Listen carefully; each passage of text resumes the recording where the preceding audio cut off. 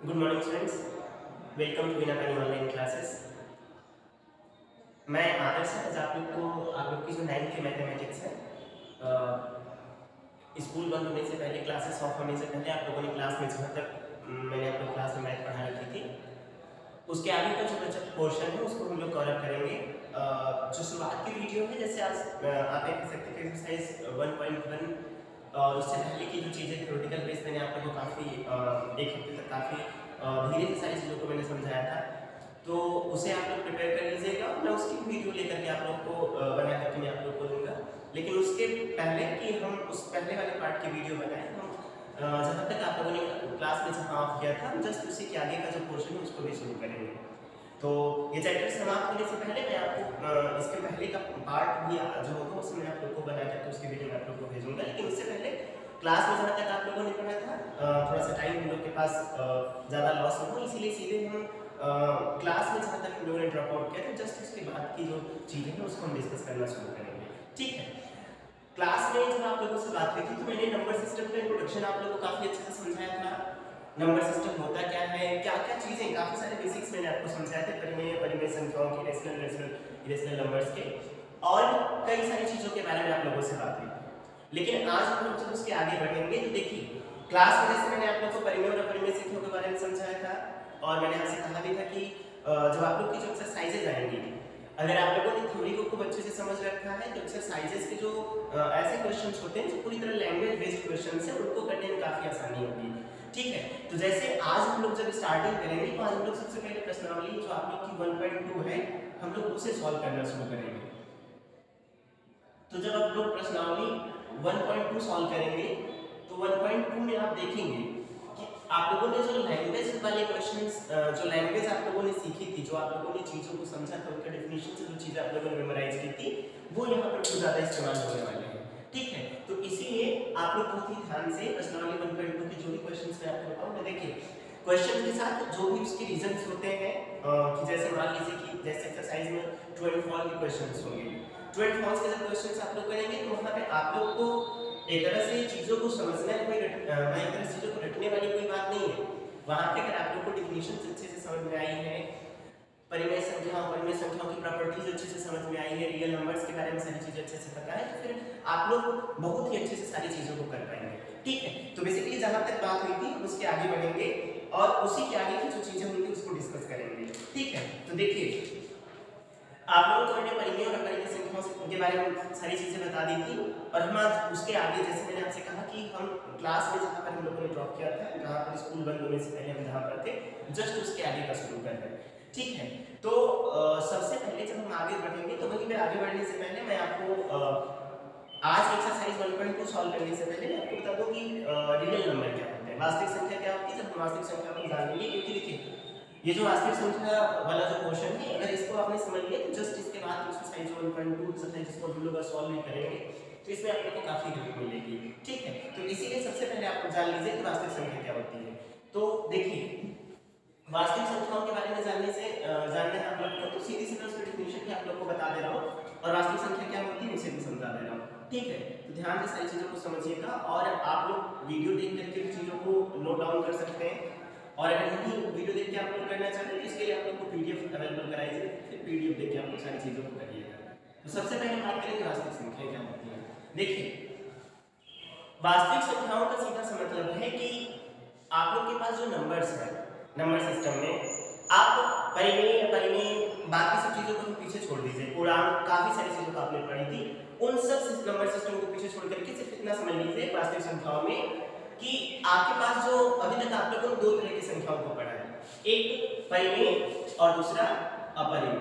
ठीक है, आप लोगों ने परिमेय के बारे में अच्छी सारी चीज़ों को समझा था और अपरिमेय के बारे में समझा था। मैं एक छोटा सा बस ग्लांस आप दोनों को दे रहा हूँ, क्योंकि काफ़ी ज़्यादा डिटेल में मैंने दोनों के बारे में बात करनी थी। तो देखिए परिमेय संख्याओं के बारे में आपको बताया गया था कि ऐसी संख्या है जो p अपॉन q के फॉर्म में लिखी हो, दूसरा जहां पे p और q जो हो वो क्या हो बेटा, पूर्णांक हो, p और q क्या हो, पूर्णांक हो, और इसी में तीसरी कंडीशन जो की होती है जहां q does not equal to 0 के बराबर होना चाहिए। ये तीन चीजें आप लोगों ने परिमेय संख्या के बारे में पढ़ी थी। परिमेय संख्या ऐसी संख्या जो p अपॉन q के फॉर्म में लिखी जा सकती हो, दूसरा जहां p और q पूर्णांक होने चाहिए और q does not equal to 0 होना चाहिए। मैंने काफ़ी डिटेल में बात की थी, Q does not equal to 0 नहीं होगा तो क्या होगा, तो वो सारी चीज़ें आप लोग को समझ में आई थी, समझ गए आपको क्लास में। लेकिन जब मैंने आपसे पहले कहा कि हम इसका फर्स्ट पार्ट का वीडियो 1.2 के पहले के भी मैं सारी चीज़ों को आप लोग को वीडियो के थ्रू लेकर के आऊँगा, क्योंकि जो आप लोग का ऐप है जहाँ पर आप लोग को सारी चीज़ें मिलेंगी, ऐप और व्हाट्सएप दोनों को भेजी जाएंगी। ऐप पर जब कोई चीज़ जाएगी तो वो बिल्कुल शुरू से रहेगी, ठीक है, तो आप लोग उसका ध्यान रखें क्योंकि ऐप पे आप सारी चीज़ें बिल्कुल सिस्टमैटिक ढंग से पाएंगे। तो इसीलिए इस वीडियो के पहले का वीडियो आप लोग की जरूर मैं बना के दूँगा। और आप लोग आज के लेक्चर के थ्रू, क्योंकि आज देखिए मैथ्स का मैं पहला लेक्चर दे रहा हूँ, तो बहुत ही ध्यान से सारी चीज़ों को समझिएगा और जो भी चीज़ें नहीं समझ में आती है बाद में उसे डिस्कस भी करिएगा, लेकिन आज के लेक्चर को बहुत ही ध्यान से समझिएगा। हो सकता है थोड़ा सेशन लंबा जाए, लेकिन आप लोग इसको ध्यान से समझते रहिएगा तो कोई प्रॉब्लम नहीं होगी, ठीक है। तो देखिए ये थी परिमेय संख्या। अब परिमेय संख्या के बारे में क्या कहा था मैंने कि जिन्हें p अपन q के रूप में नहीं लिखा जा सकता, ठीक है, के रूप में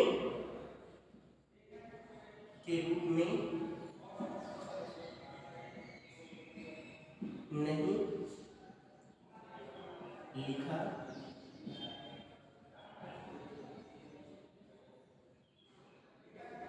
तो अपरिमेय संख्या ऐसी होती है जिन्हें p अपन q के रूप में नहीं लिखा जा सकता है। और सेम कंडीशन यहाँ भी होती है कि p और q जो आप लोग के होते हैं वो पूर्णांक है और q does not equal to 0, same condition यहाँ भी होती है। तो ये आपके परिमेय और अपरिमेय संख्या है। काफी ज्यादा मैंने इसके बारे में बात की थी, इसलिए बस इसको छोड़ेंगे, प्रॉपर्टीज आगे और चीजों को नहीं समझेंगे। हम बात करें वास्तविक संख्याओं की। देखिए वास्तविक संख्याओं का सीधा सा मतलब है कि ऐसी संख्याओं का संग्रह जिसमें परिमेय संख्याएं भी शामिल हो और अपरिमेय संख्याएं भी शामिल हो। मतलब वास्तविक संख्याओं की जब आपको डिफिनीशन बतानी होगी तो आप क्या बताएंगे कि परिमेय संख्या तथा अपरिमेय संख्याओं के संग्रह को वास्तविक संख्याओं का संग्रह कहा जाता है। मतलब अगर आपके पास नंबर्स का कलेक्शन है, ठीक है, और उस कलेक्शन में संग्रह को इंग्लिश में कलेक्शन बोलते हैं, तो अगर आपके पास मान लीजिए कि नंबर्स का कलेक्शन हो, ऐसा नंबर्स का कलेक्शन जिनमें परिमेय संख्याएं शामिल हो और अपरिमेय संख्याएं शामिल हो, मतलब जिसमें रेशनल नंबर शामिल हो, इरेशनल नंबर शामिल हो, उनका जो कलेक्शन होता है उसे हम वास्तविक संख्याओं का कलेक्शन कहते हैं, ठीक है। तो इसकी डिफिनीशन ही मैं बताया आप लोग को लिख दे रहा हूं कि वास्तविक संख्या होती क्या है। तो देखिए परिमेय तथा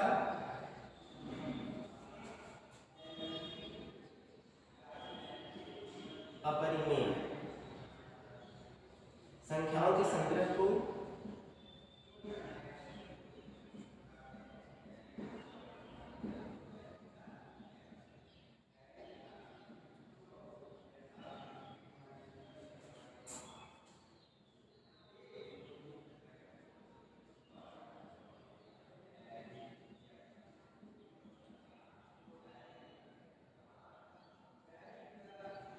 वास्तविक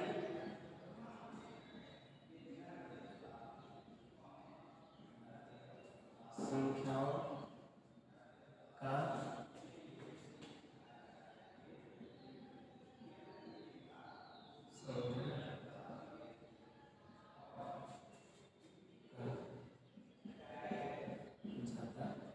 देखिए आज आप लोगों को काफी ज्यादा ब्लैक बोर्डिंग देखने को मिलेगी। रीजन ये कि ये जो चैप्टर पूरी तरह से नंबर सिस्टम आप लोग पढ़ रहे हैं, तो आप लोग को डिफिनेशंस देखनी है, समझनी है। तो आज मैं काफी ज्यादा व्हाइट बोर्ड आज इस्तेमाल होगा, काफी सारी चीजें लिखनी होंगी। जैसे डिफिनेशंस चाहे तो हम आपको ओरल भी समझा सकते हैं, लेकिन आज सारी चीजें लिखते रहेंगे ताकि अगर आप लोग को लिखने का हो, अगर आप इसी फेयरवेल में पूरा करना चाहें तो आप देख करके चीजों को लिख सकते हैं, ठीक है। तो इसीलिए हम लोग थोड़ा सा मैं ज्यादातर डिफिनेशन ज़्यादातर सारी चीजें मैं आपको व्हाइट बोर्ड पे लिखूंगा, ठीक है। तो देखिए वास्तविक संख्याओं का मतलब है कि परिमेय तथा अपरिमेय संख्याओं के संग्रह को वास्तविक संख्याओं का संग्रह कहा जाता है। जैसे मान लीजिए कि अगर आप लोग के पास नंबर्स का कलेक्शन हो तो उस नंबर्स के कलेक्शन में परिमेय संख्याएं भी होंगी और अपरिमेय भी संख्याएं भी होंगी। मतलब उसमें ऐसी संख्याएं भी होंगी जिन्हें p अपन q के रूप में लिखा जा सकता हो और ऐसी भी संख्याएं होंगी जिन्हें p अपन q के रूप में नहीं लिखा जा सकता। एग्जांपल के तौर पे जैसे देखिए 2 एक परिमेय संख्या है, 2 जो है एक वास्तविक संख्या है, ठीक है। 2 कैसी संख्या है, देखिए सबसे पहले समझ लीजिए कि 2 एक परिमेय संख्या है। 2 कैसी संख्या है, परिमेय है। और दूसरा हम लेते हैं 3 अपन 2, ये भी कैसी संख्या है, ये एक अपरिमेय संख्या है। अब मेरी बात को ध्यान से समझिए, ये दोनों संख्या ये भी एक तरह से वास्तविक संख्या है और ये भी वास्तविक संख्या है, ठीक है। क्योंकि परिमेय संख्या, आप इस बात को एकदम बिल्कुल स्पष्ट कर लीजिए कि परिमेय संख्या या तो उसमें वास्तविक संख्या होगी या तो जो मतलब हमारी जो वास्तविक संख्या है उसमें या तो परिमेय संख्या होगी या तो अपरिमेय संख्या होगी। मतलब आप ये समझ सकते हैं कि जितनी भी आपकी वास्तविक संख्याएं होंगी, वास्तविक संख्याओं का मतलब यही है कि परिमेय और अपरिमेय संख्याओं का जो पूरा बंडल है वो आपका वास्तविक संख्या कहलाता है। ठीक है, तो दो एक परिमेय है, भले ही अपरिमेय ना हो लेकिन ये वास्तविक संख्या है, वैसे 3/2 अपरिमेय और ये भी वास्तविक संख्या है। ठीक है, तो आई होप कि आप लोग बात समझ गए होंगे। तो परिमेय संख्या जो वास्तविक संख्या है वो क्या बेटा, परिमेय तथा परिमेय संख्याओं का जो संग्रह है वो वास्तविक संख्याओं का संग्रह कहलाता है। वास्तविक संख्याओं में आपकी परिमेय संख्याएं भी आती हैं और अपरिमेय संख्याएं भी आती हैं। ठीक है, दूसरी चीज थोड़ा सा इससे क्या गया समझ लीजिए कि जो परिमेय संख्याएं होती हैं इन्हें हम लोग r से प्रदर्शित करते हैं। किससे प्रदर्शित करते हैं? r से। सॉरी, परिमेय नहीं बल्कि वास्तविक संख्याएं जो होती हैं उनको हम लोग किससे प्रदर्शित करते हैं? r से। वास्तविक संख्याओं को किसे r से प्रदर्शित किया जाता है? r मतलब रियल नंबर। ठीक है, इसे r से प्रदर्शित किया जाता है। ठीक है, तो ये आप लोग को वास्तविक संख्याओं के बारे में। वास्तविक संख्याएं परिमेय तथा परिमेय संख्याओं का संग्रह होती हैं, इन्हें r से प्रदर्शित किया जाता है और वास्तविक संख्याओं में परिमेय संख्याएं भी आएंगी और अपरिमेय संख्याएं भी आएंगी। ठीक है, तो ये आप लोग की पहली क्लियर बात है। अब हम लोग आगे एक्सरसाइज में बढ़ेंगे और एक्सरसाइज को सॉल्व करने के साथ ही ध्यान से आप लोगों ने जितनी चीजों को समझा होगा उन सारी चीजों को यहाँ पर हम लोग एक तरीके से सामने देखेंगे। एक्सरसाइज में क्वेश्चन को सॉल्व करेंगे तो आप लोग को काफी मदद मिलेगी। ठीक है, तो चलिए आगे बढ़ते हैं। देखिए एक्सरसाइज में जब हम लोग बढ़ेंगे तो उसमें सबसे पहले जो आप लोग का प्रश्नावली 1.2 जो है उसमें जो भी चीजें हैं हम एक तरह से सारी चीजों को समझकर सॉल्व करते जाएंगे, तो इसीलिए ध्यान से सारी चीजों को समझिए। देखिए प्रश्नावली आप लोग की 1.2 है जिसमें पहला जो क्वेश्चन है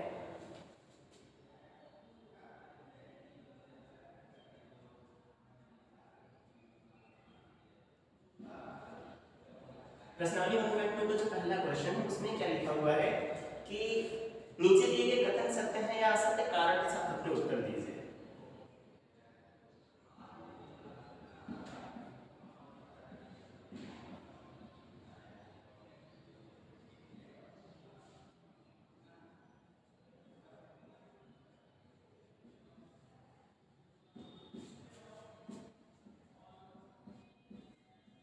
आपको बताना है कि वो कथन सत्य है या असत्य, और ये चीज जब बता रहे हैं तो उसके साथ ही फिर आप लोग को कारण भी आप लोग को बताना है कि कारण आखिर अगर सत्य है तो क्यों है, और अगर वो स्टेटमेंट मतलब असत्य मतलब फाल्स है तो क्यों है, ये आप लोग को बताना है। ठीक है, तो देखिए आप लोग का जो पहला स्टेटमेंट है उसको ध्यान से देखिए।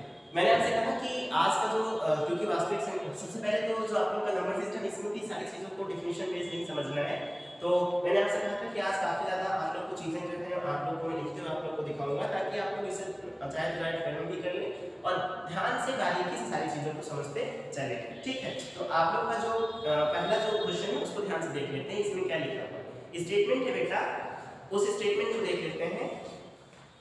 स्टेटमेंट है संख्या रेखा पर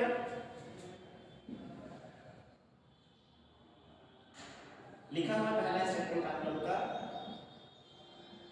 संख्या रेखा पर स्थित प्रत्येक बिंदु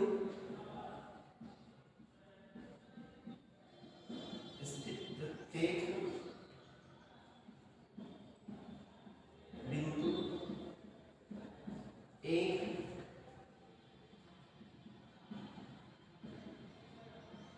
परिमेय संख्या को प्रदर्शित करता है। ये आप लोग का पहला स्टेटमेंट है। संख्या रेखा पर स्थित प्रत्येक बिंदु एक परिमेय संख्या को निरूपित करता है। संख्या रेखा पर स्थित प्रत्येक बिंदु एक परिमेय संख्या को निरूपित करता है। ये स्टेटमेंट सत्य है या सच आप लोग को बताना है, और ध्यान से आप लोग को इसे बताने के लिए क्या करना पड़ेगा, फिर से समझिए। देखिए सबसे पहले हम संख्या रेखा की बात कर लेते हैं। आप लोगों ने क्लास में देखा होगा कि संख्या रेखा में मैंने आप लोग को काफी टाइम लिया था और संख्या रेखा पर मैंने आप लोग को परिमेय संख्या तथा परिमेय संख्याओं का निरूपण करना सिखाया। ठीक है, तो वहां पर आप लोगों ने जब संख्या रेखा पढ़ा था तो जैसे मान लीजिए कि आप लोग को ये सब चीजें अच्छे से याद भी होनी चाहिए कि मैंने आप लोग को √2 √3 √5 √7 11 17 ठीक है, इन सारी संख्याओं को और बाकी भी कई सारे नंबर्स ऐसे थे जिनको आप लोगों ने संख्या रेखा पर रिप्रेजेंट करना सीखा था। ठीक है, तो आप लोगों ने जब वहां पर देखा था तो क्या देखा था, इस स्टेटमेंट को पहले पढ़िए। लिखा है संख्या रेखा पर स्थित प्रत्येक बिंदु एक परिमेय संख्या को निरूपित करता है। गलत। देखिए ये स्टेटमेंट कैसा बेटा, असत्य है। और असत्य होने का रीजन क्या है इसका, क्योंकि संख्या रेखा पर केवल परिमेय संख्याओं को हम लोग प्रदर्शित नहीं करते हैं। आपने संख्या रेखा पर √3 को भी रिप्रेजेंट करना सीखा था, √5 को भी रिप्रेजेंट करना सीखा था, √9 तो 3 हो ही जाएगा। उसके बाद आप लोगों ने √11 को रिप्रेजेंट करना सीखा था, 17 को सीखा था। तो ये अपरिमेय संख्या है और इनको आपने संख्या रेखा पर प्रदर्शित करना सीखा था। मतलब संख्या रेखा पर हम लोग परिमेय संख्या तथा अपरिमेय संख्या दोनों को ही हम लोग प्रदर्शित कर सकते हैं। मतलब अगर इसमें सिर्फ इतना लिखा है कि संख्या रेखा पर प्रत्येक बिंदु एक परिमेय संख्या होता है, प्रत्येक बिंदु एक परिमेय संख्या नहीं होता है। हम संख्या रेखा पर उन बिंदु को भी रिप्रेजेंट कर सकते हैं जो परिमेय भी है और हम उन बिंदु को भी रिप्रेजेंट कर सकते हैं जो अपरिमेय भी होती है। तो इसीलिए आप लोग का जो पहला स्टेटमेंट है कि संख्या रेखा पर स्थित प्रत्येक बिंदु एक परिमेय संख्या को प्रदर्शित करता है, ये कैसे स्टेटमेंट हो जाएगा बेटा, गलत हो जाएगा। देखिए आप लोग का स्टेटमेंट गलत है या सही, इसको लिखने के लिए बहुत ही आप लोग को जो इसके पीछे का जो कांसेप्ट है, जो इसकी लैंग्वेज है, उसे समझना पड़ेगा और आप लोग को बेसिकली पता होना चाहिए कि किस संख्या के बारे में लोग बात कर रहे हैं। तो जो आप लोग का पहला स्टेटमेंट है संख्या रेखा पर स्थित प्रत्येक बिंदु परिमेय संख्या को निरूपित करता है, ये कैसा स्टेटमेंट हो जाएगा बेटा, असत्य हो जाएगा। और कारण आप लोग क्या लिखेंगे, कारण आप लोग लिखेंगे कि संख्या रेखा पर अपरिमेय संख्याओं को भी प्रदर्शित किया जा सकता है। तो बस आप लोग इसे लिख दीजिए, कारण आप लोग इतना लिख दीजिए कि संख्या रेखा पर, क्योंकि इसमें आप लोग कारण नहीं लिखना था तो आप लोग लिखेंगे कारण में संख्या रेखा पर अपरिमेय संख्याओं को भी प्रदर्शित किया जा सकता है। संख्या रेखा पर अपरिमेय संख्याओं को,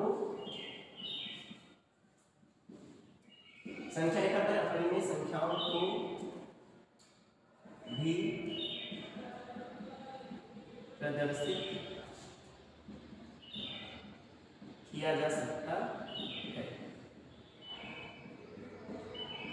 ये आप लोग का पहला स्टेटमेंट हो गया। ठीक है, अब आगे बढ़ते हैं दूसरा देख लीजिए। तो आप लोग इसी में लिख देंगे, आप लोग सबसे पहले ऐसे लिखेंगे ऐसा, तो फिर कारण ऐसे करके संख्या रेखा पर अपरिमेय संख्याओं को प्रदर्शित किया जा सकता है। तो इसीलिए आप लोग का जो पहला जो स्टेटमेंट है वो गलत है।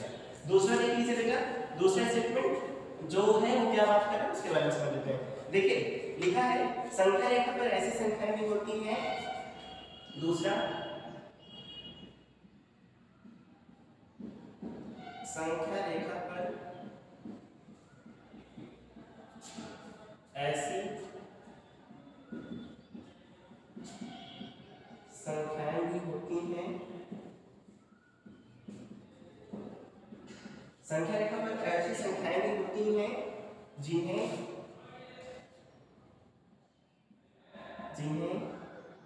P/Q, P कामा Q जहां पे पूर्णांक है,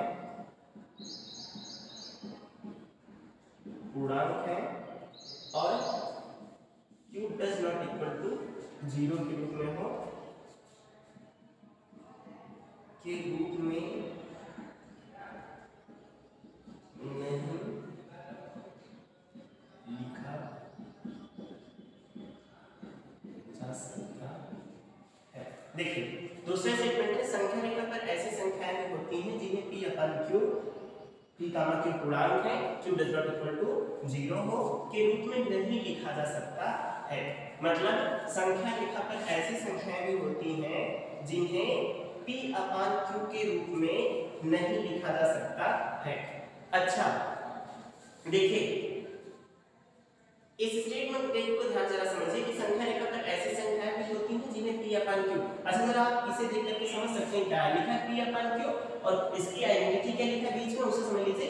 P/Q पूर्णांक है, Q does not equal to ऐसा बेटा 0 है। मतलब ये किसके बारे में बात कर रहा है, ये इसको देख करके आप समझ सकते हैं कि P/Q के रूप में नहीं लिखा जा सकता है। मतलब आप लोग को ये पता है कि संख्या रेखा पर हम लोग परिमेय संख्याओं को भी निरूपित करते हैं और अपरिमेय को भी निरूपित करते हैं। अभी थोड़ी देर पहले इसके बारे में मैंने आपसे बात की, इसके पहले वाले स्टेटमेंट में कि संख्या रेखा पर हम लोग परिमेय संख्या को निरूपित कर सकते हैं, अपरिमेय को भी निरूपित कर सकते हैं। अब जरा इसको ध्यान से समझिए। संख्या रेखा पर ऐसी संख्याएं भी होती हैं, कैसी संख्याएं जो p/q के रूप में नहीं लिखी जाती हैं। मतलब p/q के रूप में न लिखी जाने वाली संख्याएं भी संख्या रेखा पर क्या निरूपित की जाती है, क्या लिखा जा सकता है, क्या प्रदर्शित किया जाता है। तो ये कैसा स्टेटमेंट है बेटा, ये स्टेटमेंट आप लोग देख करके समझ सकते हैं कि ऐसा जो स्टेटमेंट है वो कैसा है बेटा, सत्य है।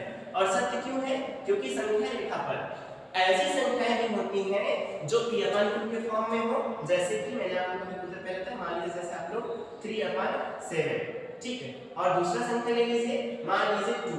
तो आप संख्या रेखा पर इन दोनों को निरूपित कर सकते हैं, जिसमें 2 जो है वो कैसी संख्या है, एक परिमेय संख्या है, मतलब सॉरी 2 जो आप लोग का है वो एक वास्तविक संख्या है, ठीक है।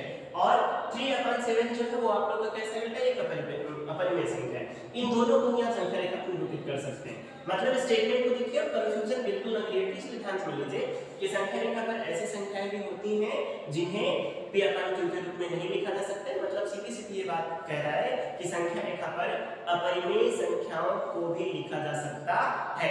ये आप लोग का इसका रीजन हो जाएगा, फिर आप लोग का स्टेटमेंट कैसा हो जाएगा बेटा, सत्य हो जाएगा। और कारण में आप लोग लिखेंगे, कारण में आप लोग ये लिखेंगे कि संख्या रेखा पर अपरिमेय संख्याओं को भी निरूपित किया जा सकता है, क्योंकि ये जो स्टेटमेंट है उसी के बारे में बात किया। देखिए यहाँ से आप लोग समझ लीजिए कि p/q pq पूर्णांक है, q does not equal to 0 के रूप में नहीं लिखा जा सकता है। तो संख्या रेखा पर जो हमारी अपरिमेय संख्याएं होती हैं ये उनकी आइडेंटिटी दे रखा है, और संख्या रेखा पर हम अपरिमेय संख्याओं को भी लिखते हैं। मतलब संख्या रेखा पर ऐसी संख्याएं भी होती हैं जो अपरिमेय होती हैं। आप इसको ऐसे पढ़ लीजिए, संख्या रेखा पर ऐसी संख्याएं भी होती हैं जो अपरिमेय होती हैं। तो ये कथन बिल्कुल सत्य है कि संख्या रेखा पर आप लोग अपरिमेय संख्याओं को भी निरूपित कर सकते हैं। तो आप लोग स्टेटमेंट में सबसे पहले लिखेंगे सत्य है, और कारण में आप लिखेंगे कि संख्या रेखा पर, कारण में आप जो मैं लिख रहा हूं बिल्कुल इसे ही लिख लीजिएगा कि संख्या रेखा पर अपरिमेय संख्याओं को भी निरूपित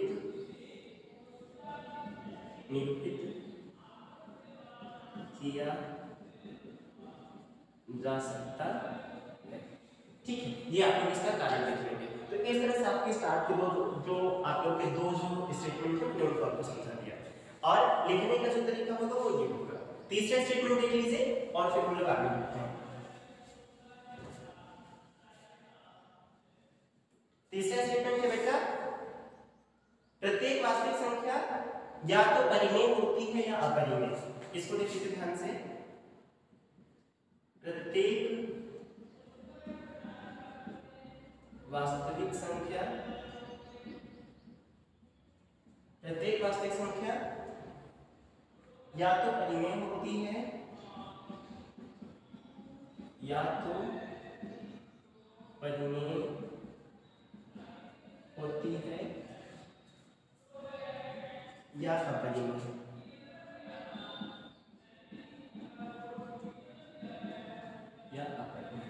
अब ध्यान समझिएगा, अभी कुछ देर पहले मैंने जब आपको वास्तविक संख्याओं की जब अपनी लेक्चर की शुरुआत की थी, सबसे पहले मैंने बात की थी वास्तविक संख्याओं के बारे में। तो आपको समझाया था मैंने वास्तविक संख्याओं में कि वास्तविक संख्याओं में क्या होता है। वास्तविक की डेफिनेशन मैंने क्या लिखी थी बेटा कि परिमेय तथा परिमेय संख्याओं के संग्रह को वास्तविक संख्याओं का संग्रह कहा जाता है। मतलब एकदम स्पष्ट बात होती है कि जो वास्तविक संख्या होती है वो या तो परिमेय संख्या होगी या तो अपरिमेय संख्या होगी। मतलब प्रत्येक वास्तविक संख्या या तो परिमेय है या अपरिमेय। और आपको डेफिनेशन में मैंने बता दिया कि वास्तविक संख्या परिमेय और अपरिमेय संख्याओं से ही मिलकर बनता है। मतलब जो भी वास्तविक संख्या होती है, मतलब आप जब इसके एक रीजन जब मैं आपको दिखाऊंगा तो आपको इसको ध्यान से समझिएगा कि देखिए ऐसे किसी भी वास्तविक संख्या का कोई अस्तित्व ही नहीं है जो परिमेय न हो और जो अपरिमेय न हो।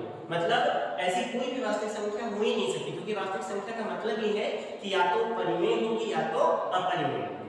क्लियर है? तो इसीलिए आप लोग का जो ये स्टेटमेंट है प्रत्येक वास्तविक संख्या तो परिमेय होती है अपरिमेय, कैसा स्टेटमेंट हो जाएगा बेटा, ये आप लोग का स्टेटमेंट सत्य हो जाएगा। क्योंकि ऐसी कोई भी, इसका रीजन मैं आप लोग को लिख दे रहा हूं, तो आप लोग इस स्टेटमेंट में इसका कारण जो बिल्कुल यही लिखेंगे कि ऐसी किसी भी वास्तविक संख्या का अस्तित्व अस्तित्व नहीं है जो न तो परिमेय हो न ही अपरिमेय हो। तो आप लोग सबसे पहले इसको लिख देंगे कि ये स्टेटमेंट कैसा बेटा सत्य है, और कारण भी लिख देंगे कि ऐसी किसी भी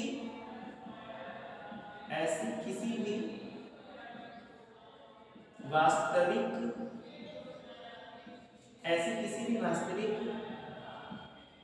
संख्या का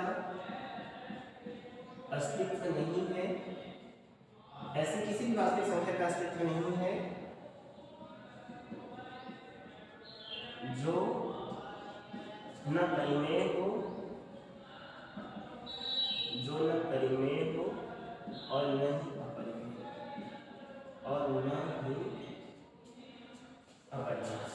क्लियर है? देखिए वास्तविक संख्याएं जो होती हैं वो आप लोग का परिमेय तथा अपरिमेय दोनों संख्याओं से मिलकर ही बनी होती हैं। वास्तविक संख्याएं जैसे देखिए एग्जांपल समझ लीजिए कि मैंने पहले कहा था कि दो आप लोग की एक परिमेय संख्या है और ये एक वास्तविक संख्या है। क्लियर? 3/2 एक अपरिमेय संख्या है और ये कैसी संख्या है? ये भी वास्तविक संख्या है। तो प्रत्येक वास्तविक संख्या या तो परिमेय होगी या तो अपरिमेय होगी। क्लियर? चलिए आगे बढ़ते हैं, अगला स्टेटमेंट देख लेते हैं। अगला स्टेटमेंट जो है वो थोड़ा सा ध्यान समझिएगा, इसमें लिखा क्या है उसको समझ लेते हैं। देखिए लिखा है अपरिमेय संख्याओं को संख्या रेखा पर बिंदुओं द्वारा प्रदर्शित नहीं किया जा सकता है। मैं इसे लिख नहीं रहा हूं, बस आप लोग को समझा दे रहा हूं, आप लोग समझ लीजिएगा। देखिए स्टेटमेंट में लिखा हुआ है अपरिमेय संख्याओं को संख्या रेखा पर बिंदुओं द्वारा प्रदर्शित नहीं किया जा सकता है। ये स्टेटमेंट आप लोगों ने इतनी देर से जो भी चीजें मैंने आपको समझाई उसको समझ बस इतना उससे समझ करके बात समझ सकते हैं कि अपरिमेय संख्याओं को संख्या रेखा पर प्रदर्शित बिंदुओं द्वारा प्रदर्शित नहीं किया जा सकता है। क्या स्टेटमेंट सत्य है या फिर असत्य है? तो आपको एकदम क्लियर है, लिखा हुआ है कि अपरिमेय संख्याओं को संख्या रेखा पर बिंदुओं द्वारा प्रदर्शित नहीं किया जा सकता है। ये स्टेटमेंट कैसा है बेटा? असत्य है। हम अपरिमेय संख्याओं को भी संख्या रेखा पर निरूपित करना जानते हैं और आप लोग सिर्फ आप लोग यही नहीं जानते कि आप लोगों ने खुद निरूपित किया है। आप लोगों को क्लास में मैंने √3 √5 का निरूपण मैंने आपको सिखाया था, जहां पर आपने देखा था कि अपरिमेय संख्याओं को भी संख्या रेखा पर निरूपित किया जा सकता है। आपने परिमेय और अपरिमेय सबको निरूपित करना सीखा था, ठीक है? तो इसीलिए फिर ये बात ही बिल्कुल नहीं उठेगी कि अपरिमेय निरूपित नहीं कर सकते हैं, क्योंकि आपने अपरिमेय को निरूपित किया था। आपने √3 √5 √7 √11 √17 इन सबको करना सीखा था, ठीक है? तो इसीलिए अपरिमेय को भी निरूपित किया जा सकता है, परिमेय दोनों को भी संख्या रेखा पर निरूपित करते हैं। बस दैट्स बात खत्म, ठीक है? तो जो रीजन आप लोग लिखेंगे उसके रीजन में बिल्कुल ये लिखूंगा बेशक कि स्टेटमेंट आप लोग पहले नोट करेंगे कॉपी में, लिखा रहेगा प्रत्येक अपरिमेय संख्या को संख्या रेखा पर बिंदुओं द्वारा प्रदर्शित नहीं किया सकता। आप लोग लिखेंगे असत्य किया जा सकता है। आप लोग अपरिमेय संख्या को भी निरूपित कर लेते हैं और आप लोगों ने अच्छे से किया भी है। आगे बढ़ते हैं और आगे बढ़ेंगे तो वहां पर है संख्या रेखा का प्रत्येक उसके बाद है कि प्रत्येक अपरिमेय संख्या एक वास्तविक संख्या होती है। इसको समझ लीजिए, लिखा हुआ है इसमें अगला स्टेटमेंट, ये आप लोग का स्टेटमेंट नंबर है 5वां। लिखा हुआ प्रत्येक अपरिमेय संख्या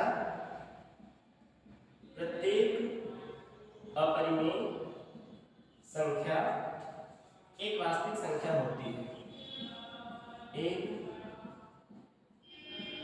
वास्तविक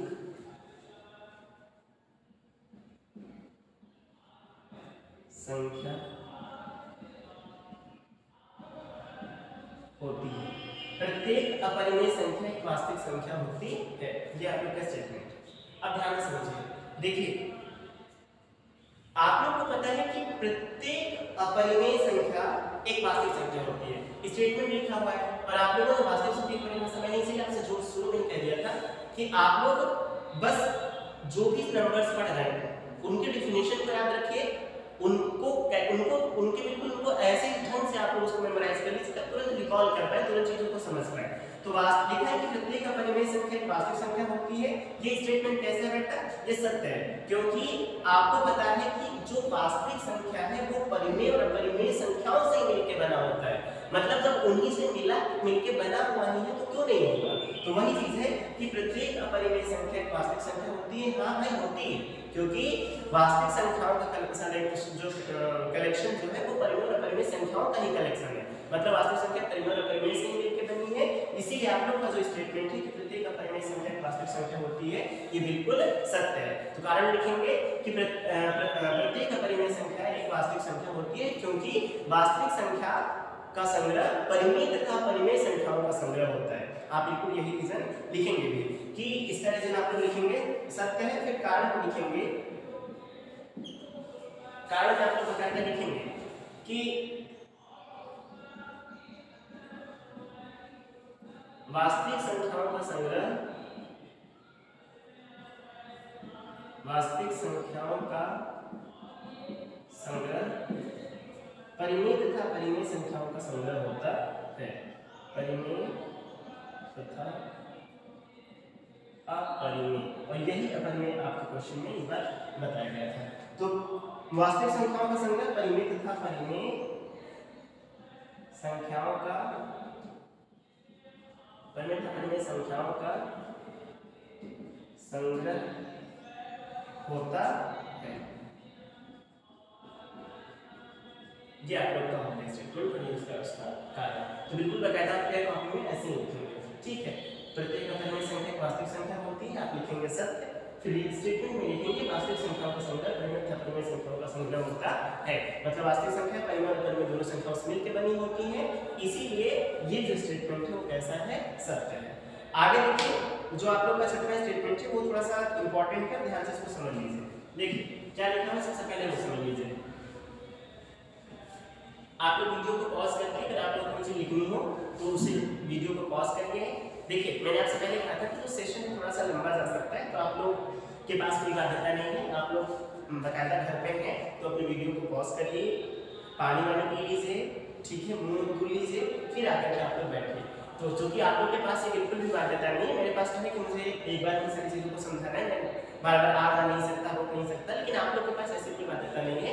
आप लोग बकायदा वीडियो को पॉज करिए थोड़ी देर के लिए, फिर जाइए थोड़ा सा घूम टहलाइए, ठीक है, पानी वानी पी लीजिए, फिर आके बैठ करके ऑन करके फिर क्वेश्चंस को देखना शुरू करिए, ठीक है।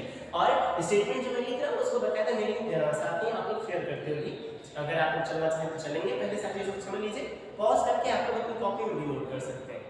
बकायदा मैं इसकी पीडीएफ आप लोग को भेजूंगा, लेकिन अभी भी आप लोग नोट कर सकते हैं, ठीक है। और मैंने आपसे कहा कि थोड़ा सा मैं व्हाइट बोर्ड पे ज़्यादा लिखूंगा, क्योंकि मैं चाहता हूँ कि एक एक चीज़ जो आप लोग हैं वो समझ पाए। जो बच्चे क्लास में मिस कर दिए थे वो भी थोड़ी चीज़ें, पीछे की चीज़ें उनको बारीकी से समझ लें, ठीक है। चलिए आगे बढ़ते हैं। अब हम बात करेंगे छठवें स्टेटमेंट। छठवां जो स्टेटमेंट है उसको ध्यान से समझ लीजिए, इसमें लिखा क्या है। संख्या रेखा का प्रत्येक बिंदु, इसको मैं लिख ही दे रहा हूँ, इसको ध्यान से समझिएगा आप लोग। लिखा हुआ है संख्या रेखा का प्रत्येक बिंदु अंडर रूट m के रूप का होता है, m के रूप का होता है। संख्या रेखा का प्रत्येक बिंदु अंडर रूट m के रूप का होता है, जहां m एक प्राकृत संख्या है, जहां m एक प्राकृत संख्या है, प्राकृत संख्या है।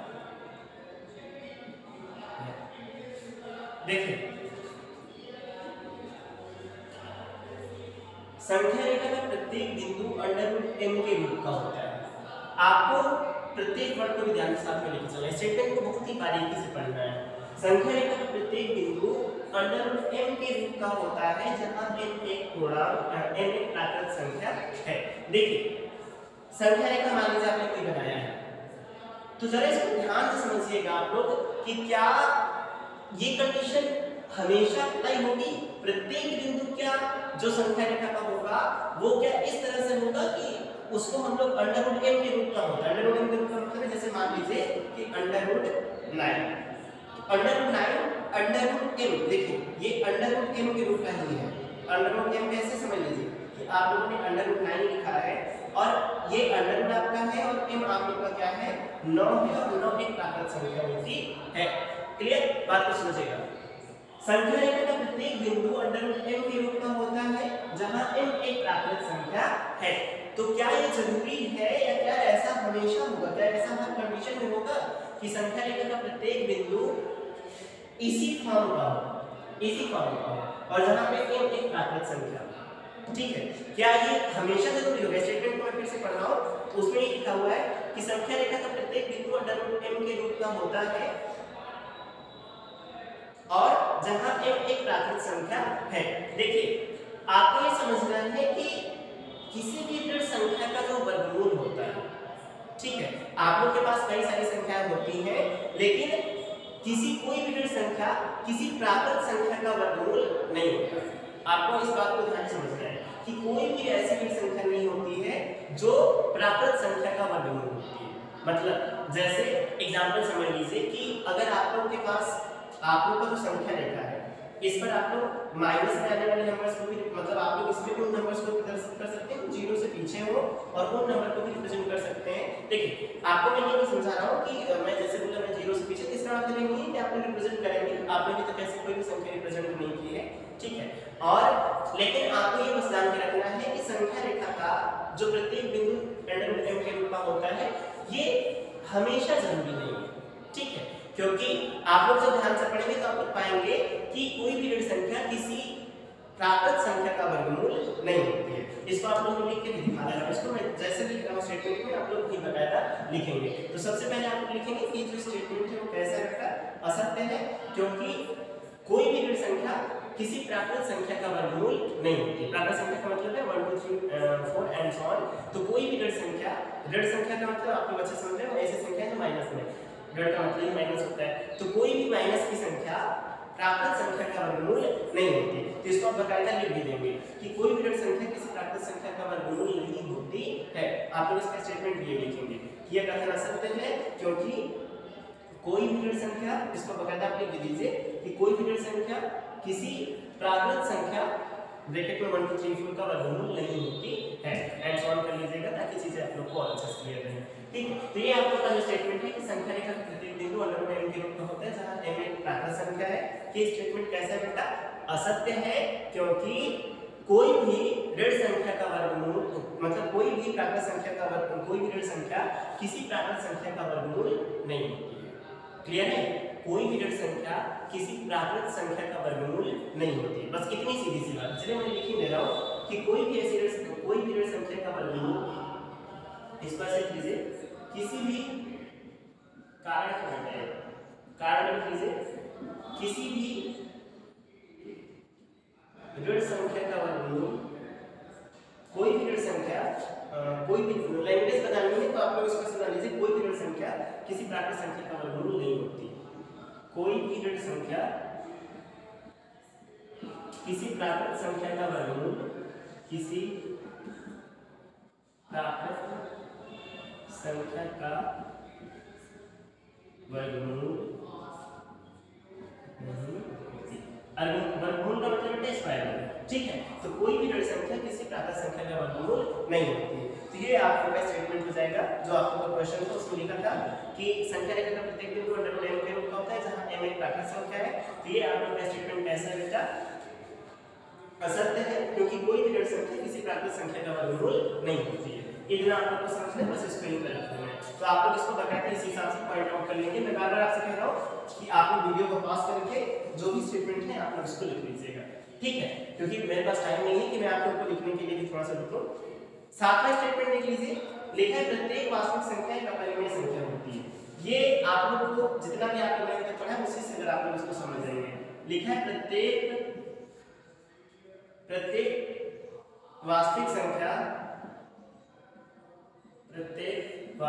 संख्या एक अपरिमेय संख्या होती है। एक अपरिमेय संख्या होती है। प्रत्येक वास्तविक संख्या एक अपरिमेय संख्या होती है। देखिए, आपने जब वास्तविक संख्या को पढ़ा था तो उसने क्या पढ़ा था कि वास्तविक संख्याओं का मतलब सीधा सा है कि ये परिमेय संख्याओं का भी कलेक्शन में आएंगे और अपरिमेय का भी कलेक्शन में आएंगे। पर इसमें लिखा है प्रत्येक, अच्छा लिखा होगा कि कुछ वास्तविक संख्या का परिमेय संख्या होती है, तब तो ठीक है भाई, कुछ वास्तविक संख्या परिमेय होती है, लेकिन लिखा है प्रत्येक वास्तविक संख्या का परिमेय संख्या होती है। ये स्टेटमेंट कैसा है बेटा?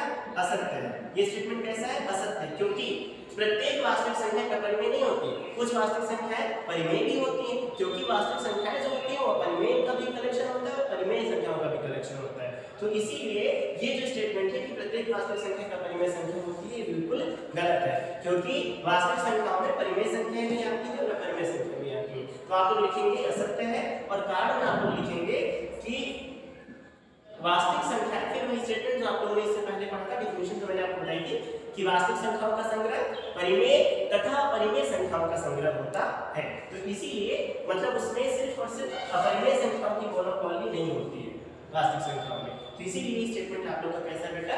असत्य है। ठीक है, आगे बढ़ते हैं, अगला स्टेटमेंट देखते हैं ज्यादा टाइम ना वेस्ट करते हुए। अगला लास्ट है कि पाई एक अपरिमेय संख्या है। देखिए, जो पाई का अभी हम आगे बात भी करेंगे, इसके बाद जो हमारा टॉपिक होगा वो होगा दशमलव प्रसार। तो जब दशमलव प्रसार मैं आप लोग को बताऊंगा तो आप लोग वहां पे देखेंगे कि पाई का जो दशमलव प्रसार होता है वो अनावर्ती होता है, ठीक है, और दूसरा जो चीज होता है कि वो अनवासनीय होता है, ठीक है, अनवसानी होता है और अनावर्ती होता है। तो इसीलिए पाई जो होता है, देखिए लिखा है कि पाई एक अपरिमेय संख्या है। काफी सारी चीजें आप लोग को समझानी है, तो उसी में आपको जब हम आगे बढ़ेंगे दशमलव प्रसार तो वहां पे आप लोग को समझाएंगे। यहाँ पे मैं आपको कुछ समझा, ध्यान देख लीजिए। स्टेटमेंट लिखा है पाई एक अपरिमेय संख्या है, पाई एक अपरिमेय संख्या है। तो ये जो स्टेटमेंट है बेटा कैसा है? सत्य है। पाई एक अपरिमेय संख्या है, क्योंकि जब हम लोग पाई का दशमलव प्रसार करेंगे, ठीक है, तो जब दशमलव प्रसार करेंगे पाई से तो हमें वहां पर मिलेगा सबसे पहले ये अनावर्ती मिलेगा, ठीक है, और दूसरा इसका जब दशमलव प्रसार करेंगे तो अनावर्ती तो रहेगा, साथ में बेटा पाई कैसा रहेगा? ये आप लोग को अनावर्ती है और अनवसानी है, ये सारी जो चीजें होंगी हम आपको समझाएंगे, लेकिन इतना समझ लीजिए पाई का जब प्रसार करते हैं तो अनावर्ती होता है और अनवसानी होता है। तो इसीलिए पाई एक अपरिमेय संख्या होती है। जस्ट इसके बाद में हम टॉपिक है जहां पर आप लोग को अनावर्ती, अनवसानी, शांत, अशांत इन सारी चीजों को समझाना है, ठीक है, वहीं हम इसको बात कर लेंगे। फिलहाल अभी थोड़ा सा समझ लीजिए कि क्या मतलब है। देखिए, आपको ये स्टेटमेंट समझने के लिए काफी सारी चीजें हैं जिनको समझना पड़ेगा, ठीक है, तो उनको हम इसके बाद का जो टॉपिक होगा उसी में जब हम दशमलव प्रसार सिखाएंगे तो वहीं पे सिखाएंगे, तब आकर के आप इस स्टेटमेंट को जस्टिफाई करेंगे, तब आकर के अच्छे समझिएगा। अभी इतना समझ लीजिए पाई का परिमेय संख्या होती है, असत्य है, और कारण जो लिखेंगे क्योंकि पाई का दशमलव प्रसार, कारण आप लिखेंगे कि पाई का दशमलव प्रसार, पाई का दशमलव प्रसार अनावर्ती और अनावसानी होता है। ये आप लोग इसको लिख लेंगे, ठीक है, और अनावर्ती अनावसानी क्या होता है, ये सारी जो चीजें हम आप लोग को समझाएंगे। फिलहाल इतना भी इसको समझ लीजिए, ठीक है। देखिए, आप लोग आगे बढ़ते हैं और आप लोग का जो दूसरा क्वेश्चन है उसको सॉल्व करते हैं। सबसे पहले हम स्टेटमेंट की, आप लोग के 7 स्टेटमेंट थे, मैंने 7 स्टेटमेंट कराए हैं, इन 7 स्टेटमेंट का आप लोग फिर वापस नोट कर लीजिएगा। और उसके बाद जो क्वेश्चन नंबर 2 है, मैं लैंग्वेज बेस्ड जो क्वेश्चन है उनको करा रहा हूँ, क्योंकि उनमें आपको ध्यान से चीजों को समझना होता है, इसलिए जो इतने भी लैंग्वेज बेस्ड क्वेश्चन है उनको जानबूझ के करा रहा हूँ। दूसरा देख लीजिए, दूसरे क्वेश्चन में क्या लिखा है, क्या सभी धनात्मक पूर्णांकों के वर्गमूल अपरिमेय होते हैं? पहले मैं लिख ले रहा हूँ, लिखा क्या सभी धनात्मक पूर्णांकों के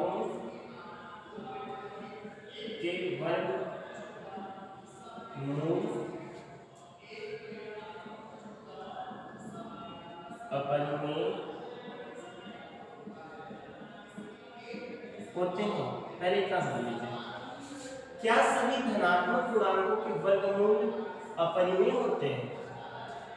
जैसे मैं आपको समझा रहा हूं, आपने लिखा है √4, ठीक, अब समझिए ध्यान से, 4 कैसा है?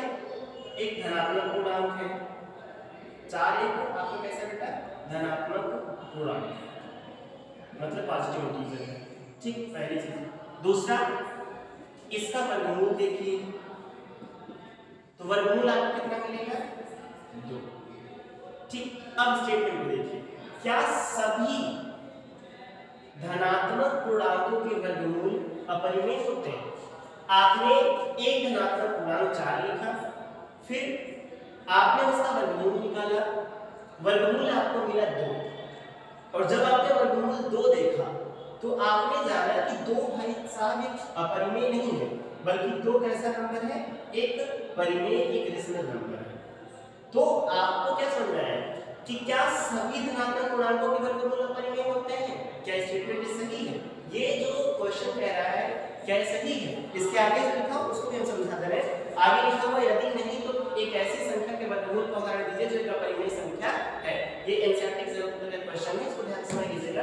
तो इसमें यही लिखा है कि क्या सभी धनात्मक पूर्णांकों के वर्गमूल होते हैं, तो कोई एक उदाहरण बताइए। तो देखिए मैंने आपको एग्जांपल बताया, आपको एग्जांपल में मैंने क्या समझाया, आपने एक अपनी तरफ से धनात्मक इंटीजर धनात्मक पूर्णांक 4 ले लिया, उसका वर्गमूल निकाला, फिर आपने जब वर्गमूल निकाला तो आपको जो वर्गमूल मिला वो आपको एक ऐसी संख्या मिली जो कि एक परिमेय संख्या भी हो सकती है, जो एक परिमेय संख्या है। तो इससे आपको क्या पता चला कि कुछ धनात्मक पूर्णांकों के मतलब आपको ये समझना है कि यहाँ पे सभी वर्ण लिखा है, और सभी वर्ण के साथ ही आपने कुछ स्टेटमेंट को क्या कर दिया, गलत सिद्ध करके दिखा दिया। आपने गलत क्या सिद्ध किया कि आपने धनात्मक इंटीजर लिया, मतलब एक पॉजिटिव इंटीजर लिया, धनात्मक पूर्णांक लिया, उसका वर्गमूल निकाला, और उसका वर्गमूल आप लोग को अपरिमेय नहीं मिला, बल्कि उसका वर्गमूल आप लोग को कैसे मिला बेटा, परिमेय मिला। तो इस बिहार पे आप कहेंगे कि नहीं, सभी धनात्मक पूर्णांकों का वर्गमूल अपरिमेय नहीं होता है। ये आपने इसको बाकायदा लिखेंगे कि नहीं, सभी धनात्मक पूर्णांकों का वर्गमूल अपरिमेय नहीं होता है, क्योंकि आपने उदाहरण बताया इसको लिखा है, उदाहरण भी आप लोग रिप्रेजेंट कर देंगे। उदाहरण में लिखेंगे कि 4 एक धनात्मक पूर्णांक है,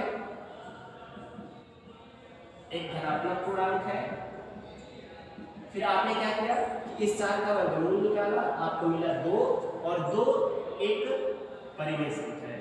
तो इस तरह से आपने इस स्टेटमेंट को थोड़ा सा इस स्टेटमेंट पर आपने जस्टिफाई करने के लिए आपने सारी चीजों को प्रूव कर दिया, और इसको बकायदा आपने लिख दिया कि क्या सभी धनात्मक पूर्णांकों के वर्गमूल अपरिमेय होते हैं, नहीं होते हैं, और कैसे नहीं होते हैं आपने उसका एक छोटा सा एग्जांपल भी दिया है। ठीक है, तो ये आप लोग को इस क्वेश्चन में करना था। आगे बढ़ेंगे, और आगे बढ़ते हुए जो भी चीजें हैं उनको आप लोग को थोड़ा सा ध्यान से समझना होगा। मैंने अभी जो लास्ट क्वेश्चन जहाँ पे छोड़ा था, पाई का दशमलव प्रसार, वहां पर कुछ वर्ड्स आए थे, अनावर्ती, अनवसानी। तो अब आप लोग को टाइम आ गया इस चैप्टर के आगे की जो चीजें उसको समझिए। ठीक है, देखिए 1.2 में मैंने आप लोग को वो क्वेश्चन बताया जो क्वेश्चन क्लास में मैंने आप लोग से छोड़े थे, ताकि आप लोगों ने इस एक्सरसाइज में और जो क्वेश्चन है जहाँ पर आप लोग को √5, √13, 17 का आप लोग को संख्या रेखा पर निरूपण करना है, और मैंने लगभग सारे √5 का भी करा दिया होगा, आई थिंक करा ही दिया था, और 13, 17 सबको भी आप लोग बकायदा अच्छे से कर लेंगे। आपने काफ़ी सारे नंबर्स का, काफ़ी सारे ऐसे नंबर्स का जिनका आप लोगों को संख्या के ऊपर मैंने सिखाया था, तो उनमें से इन नंबर्स को बता दिया, तो आप लोग उसको देख लीजिएगा। अब हम आगे बढ़ेंगे, और आगे जब हम बढ़ेंगे तो अगला जो हमारा टॉपिक है उसको ध्यान से समझ लीजिए। देखिए आगे हमारा टॉपिक रहेगा वो ये रहेगा कि वास्तविक संख्याएं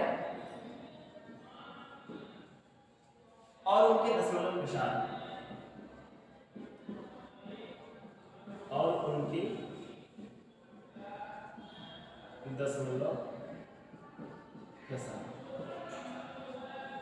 देखिए मैंने आपसे कहा कि आप लोग के पास ऐसी कोई बाध्यता नहीं है कि आप एक ही साथ देखें, आप वीडियो को पॉज कर लीजिए, आगे के लिए फिर आगे आप लोग शुरुआत करेंगे। ठीक है, लेकिन मेरे पास चूंकि बाध्यता है तो मैं एक ही बार में आप लोग को पढ़ाऊं, लेकिन आप लोग आराम से पॉज करिए, पानी वानी पी लीजिए, फिर आगे की शुरुआत करिए।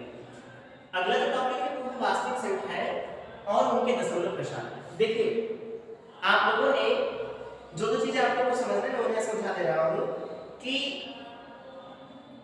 आप लोग जब इससे पहले क्या कर रहे थे, आप लोग कि परिमेय संख्याओं का निरूपण आप लोग संख्या रेखा पर कर दिए, अपरिमेय का कर रहे थे, और आप लोगों ने सिर्फ वहां की चीजों को समझा था कि वहां पे जब दशमलव प्रसार की बात है, दशमलव प्रसार का मतलब होता है कि देखिए आप जब किसी संख्या को भाग देते हैं, एग्जांपल के तौर पर मैं कई सारी संख्याएं बताऊंगा, जैसे मान लेते हैं कि आप लोगों ने एक नंबर लिया 3 और 10, ठीक है, दूसरा नंबर एक और कोई ले लेते हैं, दूसरा मान लीजिए आप लोगों ने लिया 7 और 8, और तीसरा आप लोग कोई एक और नंबर ले लीजिए। ठीक है, आप जरा इसका भाग करके तो देखिए, भाग जब आप करेंगे, जैसे मान लीजिए कि आप लोग इन दोनों में ही जब आप लोग इसका डिवीजन जब करेंगे तो आप लोग पाएंगे कि दो अलग अलग कंडीशंस मिलेंगी। ठीक है, जो आप लोग का जो भागफल होगा और आप लोग का जो शेषफल होगा, वो दोनों के बीच में दोनों ही संख्याओं में डिफरेंसेस मिलेंगे। ठीक है, वो डिफरेंसेस क्या होंगे उनको मैं बहुत ही शॉर्ट में समझा रहा हूँ, उसको ध्यान से लीजिए। देखिए वास्तविक संख्याओं में मतलब आप कोई भी संख्या जब इस भाग देंगे तो आप लोग के पास दो कंडीशंस मिलेंगी। ठीक है, हम जो चीजें आपके टॉपिक में देखिए, सबसे पहले आप लोगों को दशमलव प्रसार समझना है और दशमलव प्रसार के बाद क्या करना है कि यहीं पर आप लोगों को उन वर्ड्स को भी समझना है जिनमें अनुशानी, आवर्ती, अनावर्ती, ये जितनी भी चीजें हैं ये आपको समझना है। लेकिन उससे पहले समझ लीजिए कि जब आप वास्तविक संख्याओं को भाग देंगे तो आपके पास दो कंडीशन आएगी। दो कंडीशन क्या है देखिए, या उस भाग को देते समय आप लोग को उसका शेषफल जो होगा, शेषफल 0 मिलेगा, या दूसरी कंडीशन ऐसी आएगी कि शेषफल जो होगा 0 नहीं होगा।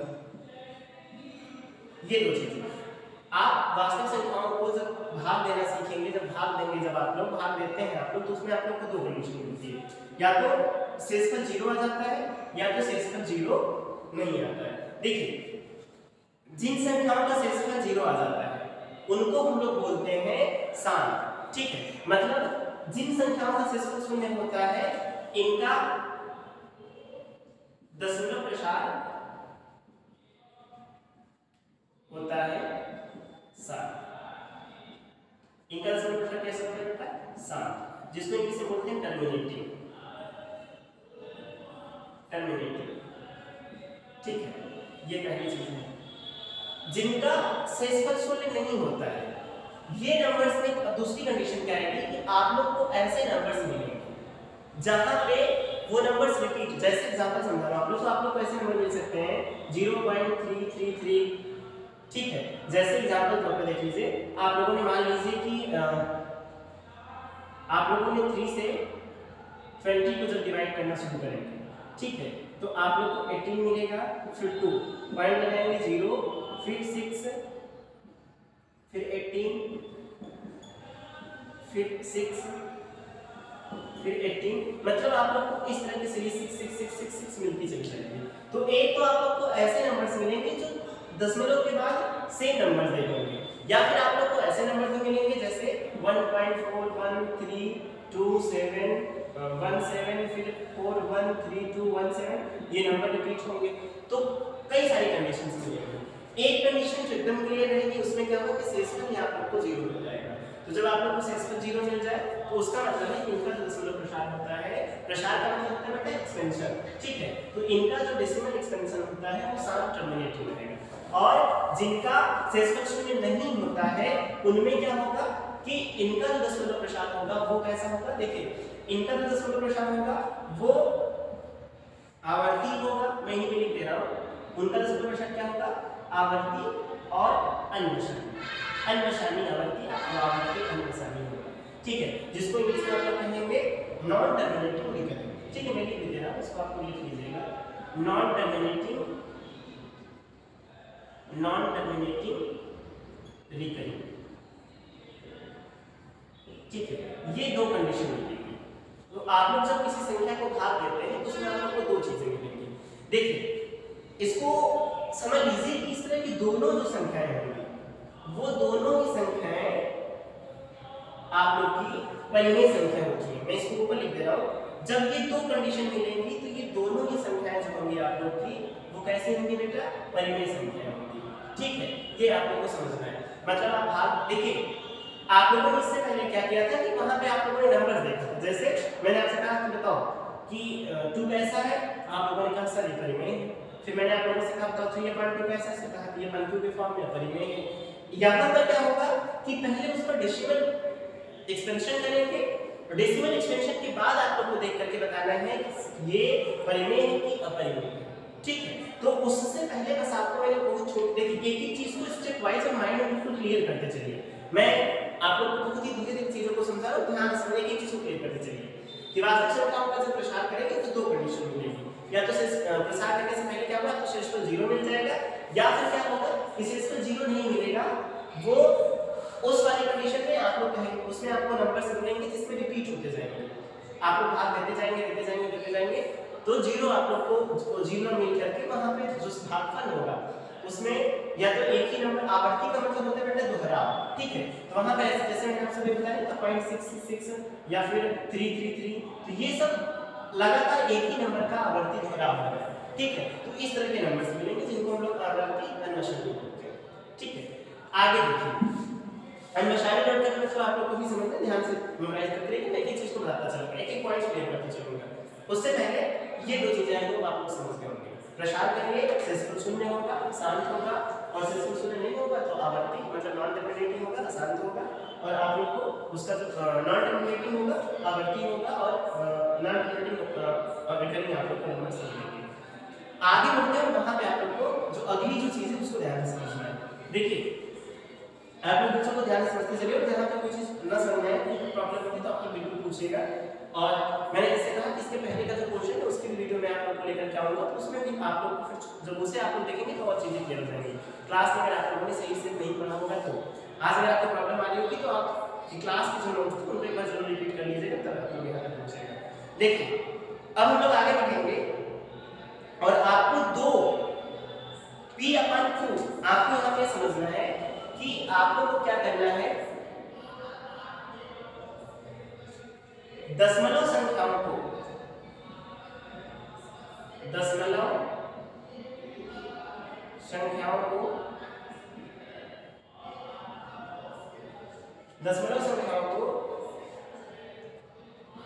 P/Q के रूप की परिमेय संख्याओं में परिवर्तन,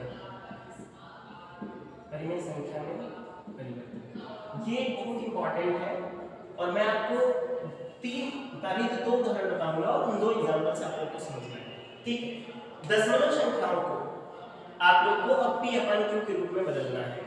दशमलव संख्याओं को जब P/Q के रूप में बदलना रहेगा तो कैसे बदलेंगे आप लोग को इसको समझना है।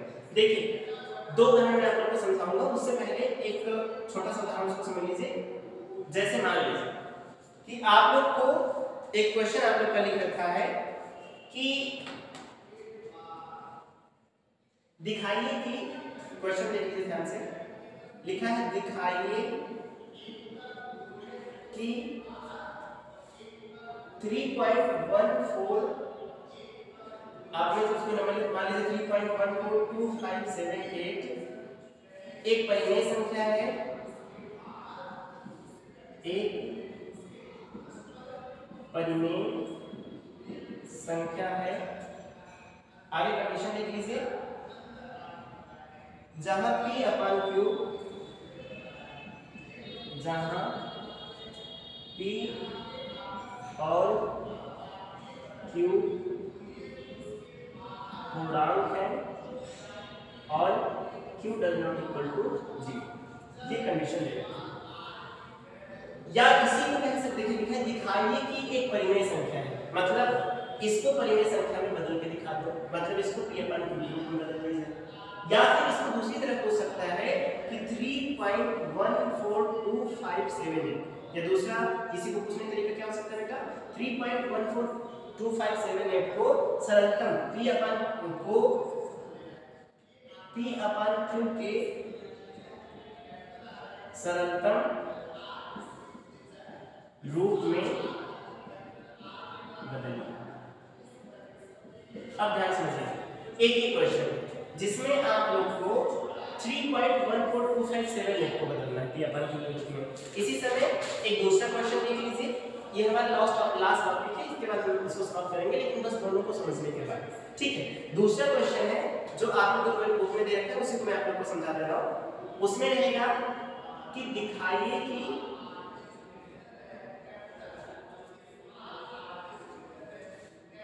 दिखाइए कि 0.666 एंड सो ऑन 0.6 तक बार मान लीजिए करते हैं को P/Q के रूप में के रूप में व्यक्त किया जा सकता है। ये दूसरा क्वेश्चन है, ठीक है। इन दोनों को आप लोगों को समझना है और फिर इसको सॉल्व करेंगे। एक कंडीशन है कि नॉर्मल नंबर से परिमेय संख्या जहां p और q पूर्णांक है, दूसरे में अब इन दोनों नंबर्स को देखिए, अंतर देखिए दोनों में। इस वाले में नंबर्स का रिपीटिशन नहीं है, दशमलव के बाद नंबर्स जो हैं वो रिपीट नहीं हो रहे हैं। इस वाले में दशमलव के बाद के जो नंबर्स हैं वो रिपीट हो रहे हैं। ये दो कंडीशन आप लोग को समझनी है और इन्हीं दो कंडीशन को p/q के फॉर्म में जब बदलना है तो इन्हीं दो कंडीशन के लिए दो अलग-अलग मेथड हैं। सबसे पहले ऊपर वाला जो बहुत आसान है, मैं इसके बारे में आपको ज्यादा बात नहीं करूंगा, तो जिसमें दशमलव के बाद के नंबर्स नॉर्मल लिखे रिपीट न हो रहे हैं, वहां पे आप लोग क्या करेंगे, जैसे मान लेते हैं कि 3.1425 को आप लोग को p/q के रूप में बदलना है, तो एकदम सिंपल है। जैसे मान लीजिए कि लिखा है 3.142578, आप ये देख लीजिए कि दशमलव के बाद कितने नंबर्स हैं, 1 2 3 4 5 6 नंबर्स हैं। तो आप एकदम सिंपल सा तरीका होता है और आप लोग बकायदे इसको करते भी हैं। तो आप लोग क्या करेंगे कि बस जितने भी दशमलव बाद नंबर है उतने जीरो यहाँ पे काट करके लगा देंगे, ठीक है। तो इस तरह से आप लोग आ जाएगा 3142578 अपॉन 1246 ये आपका p/q। इसको आप लोग भी सॉल्व करके और सरल रूप में ले जा सकते हैं, 2 से डिवाइड हो जाएगा। तो ये आप लोग का p/q के फॉर्मूला आ गया। ये तो एकदम सिंपल सा था। ये उन नंबर्स के लिए मेथड होता है जहां पर बेटा रिपीटिशन ना होता हो। मेन जो समझना है वो दूसरा वाला क्वेश्चन, इसको मैं आपको समझा रहा हूं, इसको ध्यान से समझ लीजिए, ठीक है। देखिए इसमें क्या है कि दूसरे वाले क्वेश्चन में क्या है उसे देख लीजिए। देखिए लिखा हुआ है, दिखाइए कि 0.666 एंड सो ऑन 0.6 p/q के रूप में व्यक्त किया जा सकता है। नंबर मैं लिख दे रहा हूं, लिखा हुआ है 0.666 एंड सो ऑन फिर 0.6 बाद लगा हुआ को p/q के रूप में व्यक्त किया जा सकता है। या जस्ट इसी में आपको बुक में कौन क्वेश्चन दे रखा है एग्जांपल में, उसमें लिखा है दिखाइए कि 0.333 एंड सो ऑन 0.3, ठीक है। तो मान लीजिए कि मैं जैसे मान लीजिए इसी को उठा लेता हूं, ठीक, और इसी को उठा करके मैं आपको चीजों को समझा रहा हूं, ध्यान दीजिए। तो एक को कर लेंगे, फिर आप लोग बाकी जितने भी क्वेश्चन होंगे उनको भी कर लेंगे। इसको क्या करना है कि आपको p/q के फॉर्म में बदलना है, ठीक है। चलिए बदल के देखते हैं कैसे बदलेंगे, उसको समझ लीजिए। देखिए कई सारे स्टेप्स हैं, मैं बाकायदा आप लोग एक स्टेप समझाता चल रहा हूं, उसी को आप लोग ध्यान से समझ लीजिए, नोट डाउन कर लीजिए। सबसे पहले स्टेप 1 समझ लीजिए क्या करना रहेगा आप लोग को। सबसे पहला काम क्या करिए कि जो आपके पास नंबर्स दे रखे हैं, देखिए इसमें कई सारे नंबर्स हैं। मैंने आपसे कहा था कि तीन तरह जो आप लोग का जो दशमलव प्रसार है, जो आवर्ती दशमलव प्रसार है, वो दो तरह का होगा। एक शुद्ध आवर्ती प्रसार एक होगा, आप लोग का शुद्ध आवर्ती दशमलव होगा, एक संख्या शुद्ध आवर्ती दशमलव, दूसरा होगी मिश्रित आवर्ती दशमलव। शुद्ध में क्या होता है बेटा कि दशमलव के बाद जितने अंक होते हैं सब रिपीट होते हैं। जैसे जब आप लोग दशमलव प्रसार करेंगे तो एक आप लोग को मिलेगा शुद्ध आवर्ती दशमलव, शुद्ध आवर्ती दशमलव वाली संख्या, शुद्ध आवर्ती दशमलव संख्या, और एक मिलेगा बेटा आप लोग का मिश्रित। तो शुद्ध और मिश्रित आवर्ती दशमलव क्या होगा, जो आप लोग भाग देंगे तब समझ लीजिए, तब ये दोनों चीजें मिलेंगी। तो जो शुद्ध होगा उसमें दशमलव के बाद के सारे अंक रिपीट होंगे, ठीक है।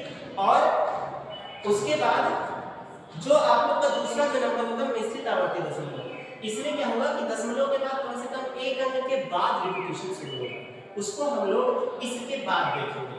ये हम लोग इस समय देख रहे हैं शुद्ध आवर्ती दशमलव वाली संख्या है, शुद्ध आवर्ती दशमलव वाली संख्या है जिनका हम लोग क्या कर रहे हैं बेटा, इनको p/q के फॉर्म में लिख रहे हैं, ठीक है।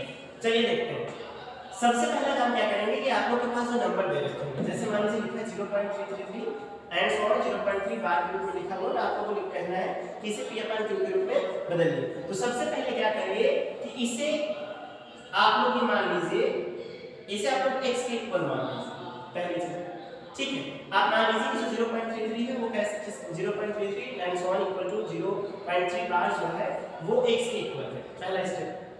दूसरी बार में क्या करेंगे कि आप एक काम करिए कि जो बार 2-3 अंकों तक बार को हटा करके नॉर्मल संख्या के रूप में इसको रिप्रेजेंट करना सीख लीजिए, लिख लीजिए। जैसे मान लीजिए मैंने इसको ऐसे लिख दिया, ठीक है, क्योंकि यही आप देख रहे हैं कि x को यहाँ पे माना था, फिर आपने वापस x उसी जगह को वैल्यू पुट कर दी, बस सिंपल जो आपने x को माना वही कर दिया। मतलब बार को बस हटाएंगे क्योंकि आपको सॉल्व करना है, तो सॉल्व बार के हिसाब से कर नहीं पाएंगे, तो आपने इसको नॉर्मल संख्या के रूप में लिख लिया। यहाँ पे आप लोग को एक तीसरी चीज जो है, जो तीसरा स्टेप है उसको समझना है, बहुत ही संक्षेप में लिख रहा हूँ क्योंकि काफी समय भी हो गया, लेकिन आप लोग को चीजें पसंद आ जाओ, उसके बाद डिटेल में हम बाद में बात करेंगे नेक्स्ट वीडियो में। देखिए तीसरा समझ लीजिए। अब आप ये देखिए कि दशमलव के बाद कितनी संख्याओं का रिपीटेशन हो रहा है। एग्जांपल के तौर पे आप ये देख रहे हैं कि मात्र एक ही संख्या 3 है जिसका बार-बार रिपीटेशन हो रहा है। अगर दशमलव के बाद एक संख्या का रिपीटेशन हो रहा हो तो आप लोग 10 से दोनों पक्षों में दोनों साइड में गुणा करेंगे। अगर दशमलव के बाद दो संख्याओं का रिप्रेजेंटेशन हो तो 100 से करेंगे। मतलब अगर दशमलव के बाद एक संख्या बार-बार रिपीट हो रही हो तो 10 से दोनों पक्षों में गुणा करेंगे। अगर दशमलव के बाद दो संख्या रिपीट हो रही हो तो 100 से गुणा करेंगे। अगर दशमलव के बाद तीन संख्या रिपीट हो रही हो तो 1000 से आप लोग क्या करेंगे, दोनों पक्षों में गुणा करेंगे। क्लियर है? अब अगला क्वेश्चन देखिए, दशमलव के बाद क्या हो रहा है कि सिर्फ एक संख्या जो है 3333 का केवल रिपीटेशन हो रहा है। तो आप क्या करेंगे, मैंने आपसे क्या कहा कि जब दशमलव के बाद एक संख्या का रिपीटेशन हो रहा हो तो 10 से, दशमलव के बाद दो संख्याओं का रिपीटेशन हो रहा हो तो 100 से, और दशमलव के बाद तीन संख्याओं का रिपीटेशन हो रहा हो तो 1000 से गुणा करेंगे आप लोग दोनों साइड से। क्लियर है? यहाँ पे दशमलव के बाद केवल एक संख्या का रिपीटेशन मतलब 3 का केवल बार-बार रिपीटेशन हो रहा है, इसीलिए आप लोग किससे गुणा करेंगे दोनों साइड में? 3 से। तो आप बकायदा लिखेंगे दोनों पक्षों में 10 से गुणा करने पर। बात में लिख लिया है, सबसे पहले x इक्वल मान लिया, फिर उसको हम लोगों ने थोड़ा सा नॉर्मल फॉर्म में लिख लिया, बाद में हटा करके नॉर्मल फिर लिख लिया। तीसरा कर रहे हैं हम लोग ये लिखेंगे कि दशमलव के बाद अगर एक संख्या बार-बार रिपीट हो रही है तो दोनों साइड में 10 से गुणा कर देंगे। अगर दशमलव के बाद दो संख्या बार-बार रिपीट हो रही है तो 100 से गुणा कर देंगे। अगर तीन रिपीट हो रही हो तो हम लोग 1000 से गुणा कर देंगे। ये आप लोग को दूसरा स्टेप समझना था। तो आप लोग की संख्या में क्या था कि दशमलव के बाद सिर्फ 3 का रिप्रेजेंटेशन हो रहा था, जो एक ही संख्या 3 मतलब सिर्फ एक संख्या रिप्रेजेंट हो रही है, बार-बार रिपीट हो रही है, इसलिए दोनों पक्षों में आप लोगों ने क्या कर दिया, 10 से गुणा कर दिया। तो जब 10 से गुणा करेंगे इसको इक्वेशन 1 मान लीजिए, और जब 10 से गुणा करेंगे तो यहाँ मिल जाएगा आप लोग को 10x, और यहाँ पर जब आप मल्टीप्लाई करेंगे बेटा तो यहाँ पर मिल जाएगा आपको 3.333। ये ऐसे मिलता चला जाएगा, इसको आप लोग मान लीजिए 2, क्योंकि 3 बार लगा तो सब 333 है। तो ये आप लोग का तीसरा स्टेप हो गया। आगे देखिए जब ये दो चीजें कर लेंगे आप लोग तो चौथी स्टेप में क्या करना है उसको समझ लीजिए। यहाँ तक आप लोग को चीजें क्लियर है? चौथा एकदम सिंपल सा क्लियर स्टेप है। देखिए अब आप क्या करिए कि दशमलव 2 से दशमलव 1 को घटा दीजिए। यहाँ पर घटाते मैं लिख दे रहा हूँ कि दशमलव 3 से समीकरण 3 से दशमलव नहीं, समीकरण 3 की दूरी को मैंने बनाया, दशमलव समीकरण 2 से समीकरण 1 को आप लोग क्या करते हैं, घटा दें। तो समीकरण 2 से समीकरण 1 को क्या कर दीजिए, घटा दीजिए। मतलब मैं ऊपर लिख के दिखा रहा हूँ, मैंने आपसे कहा कि हम लोगों की काफी समय हो चुका है, इसलिए बस मैं आपको संक्षेप में चीजें समझा रहा हूँ, बाकी नेक्स्ट वीडियो में डिटेल में बात करेंगे। समीकरण 2 से समीकरण 1 को जब घटाएंगे मतलब देखिए 10x 3.333 से ये आप लोग का इक्वेशन 2 है, और इक्वेशन 1 आप लोग का है x = 0.333, ये आप लोग का इक्वेशन 1 है। इसको आप लोग घटा दीजिए तो यहाँ आपको मिलेगा 9x, और यहाँ पर आप लोग को मिलेगा, यहाँ पे जब आप घटाएंगे तो आपको मिलेगा केवल 3, 0 मतलब कि 3। ठीक है, इस तरह से आप लोग को ये तीसरा स्टेप मिल गया। इतना जब आप लोग पा गए तो चौथा स्टेप देखिए क्या करना है। स्टेप 4 में आप लोग स्टेप 3 में जाकर के मिला 9x = 3, तो इसमें जो x का गुणांक होगा, इसमें चौथा क्या होगा कि जो भी आप लोग को x का जो गुणांक मिलेगा, x के गुणांक में क्या करिए, जो भी x का गुणांक है उससे x के गुणांक से दोनों पक्षों में भाग, दोनों पक्षों में क्या कर दीजिए, भाग कर दीजिए। मतलब x का गुणांक कितना बेटा 9 है, तो 9 से दोनों साइड में भाग कर दीजिए। तो 9x को इधर भी भाग देने से 9 से, क्योंकि x का गुणा 9 है तो 9 से इधर भी भाग और इधर भी 9 से भाग। इधर 9 से 9 कैंसिल हो जाएगा, यहाँ आपको मिलेगा x 3/9। अब इसको ध्यान से देख लीजिए, x का मान जो 3/9 मिलेगा तो x की वैल्यू इसको जब थोड़ा सा सरलता मोड में लिखेंगे तो 1.3, तो x 1/3। और अब आप समझ गए हैं कि ये जो 1/3 है ये 1/3 p/q के फॉर्म में आ गया, और यही आप लोग को करना था। आप लोग को 0.33333 को p/q के रूप में बदलना था, और आप लोगों ने ये p/q के रूप में बदल दिया। क्लियर? मैं जल्दी से रिपीट कर रहा हूँ सारी चीजों को, फिर समझिए। सबसे पहले आप लोग के पास नंबर दे रखा था कि आपके पास ऐसा नंबर है 0.333, इसको आप लोग को बिल्कुल बकायदा ऐसे लिखा हुआ नंबर है और बार लगा हुआ, इसे आपको p/q के रूप में रिप्रेजेंट करना है। तो सबसे पहला काम क्या करेंगे कि आप इसी को x के इक्वल मान लेंगे। फिर दूसरा काम क्या करेंगे कि उसको x पहले बार लिखा है, बस बार को पहले नॉर्मल संख्या लिख लेंगे। फिर उसके बाद यही पे एक इंपॉर्टेंट स्टेप है, तीसरा स्टेप। तीसरे स्टेप में क्या करना रहता है कि आप ये देखिए दशमलव के बाद कितने अंक बार-बार रिपीट हो रहे हैं। अगर एक अंक रिपीट हो रहा हो 10 से दोनों बच्चों में गुणा करेंगे, 2 रिपीट हो, जैसे यहाँ पे 3 रिपीट हो रहा था बार-बार, इसलिए हम लोगों ने दोनों साइड में किससे गुणा किया बेटा? 10 से किया। इधर भी 10 से, तो 10 6 हो गया, इधर किया तो 3.333 हो गया। तो अगर एक अंक रिपीट हो रहा है तो 10 से गुणा, 2 रिपीट हो रहे हो तो 100 से गुणा, और अगर 3 रिपीट हो रहे हो तो 300 से, मतलब सॉरी 1000 से, फिर आप लोग दोनों साइड से गुणा करेंगे। क्लियर? अगला स्टेप क्या किया कि हमने समीकरण 2 से समीकरण 1 को घटा दिया, घटाया तो आप लोग को ये नंबर मिला यहाँ पे घटाने पर। फिर चौथे स्टेप में आपने क्या किया कि बस इतना सिंपल सा, मतलब आपने क्या किया कि जो आप लोग को घटाने के बाद जो नंबर मिले उसमें आपने x का पूर्णांक देखा, सॉरी पूर्णांक नहीं, गुणांक देखा। जब x का गुणांक